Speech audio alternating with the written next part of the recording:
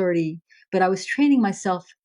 I was studying very intensively Qigong, a particular style of Qigong, and I was training, doing my own personal practice on top of classes and stuff like that, about 2.5 hours a day. So I was really replete. I was doing a lot of Qigong. One day I was feeling super stressed about, and I realized I was in a lifestyle that was not working for me. I was working super hard. I was a house painter and an aerobics teacher, and was doing all of these various things, and wasn't very happy. And I was out on the street one day. I was going to pick up a friend, and I parked my car in California, in San Francisco. I was walking across the street, jaywalking, and I saw a car at the end of the block coming up to a stop sign. And I thought, oh, he's got a stop sign, no problem. And I was just in my own brain mutter, right? Yakka, yakka, yakka, yakka, yakka.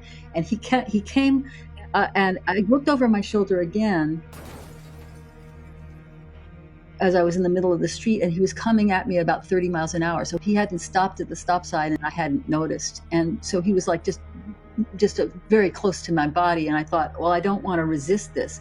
I want to go with it. I had done a lot of Aikido at that point too, and so I want to move with where it's going. So he hit me at about 30 miles an hour. I flew up into the air, and it was like time stood totally still. I guess anybody who's been in an accident has experienced the time slowing down and that sort of life flashing before your eyes thing.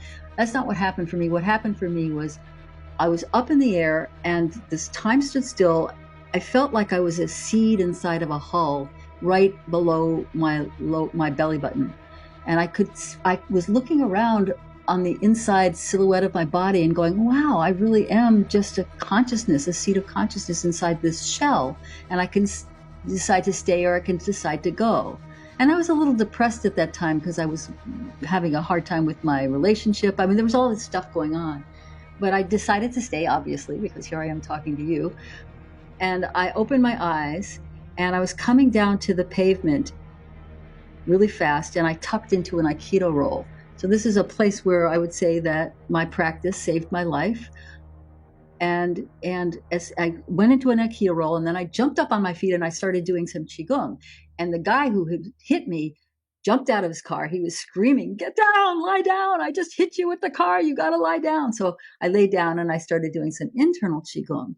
And they took me to the hospital. Nothing was wrong. I was really fine. And I'm sure it's because I was practicing so much at that time.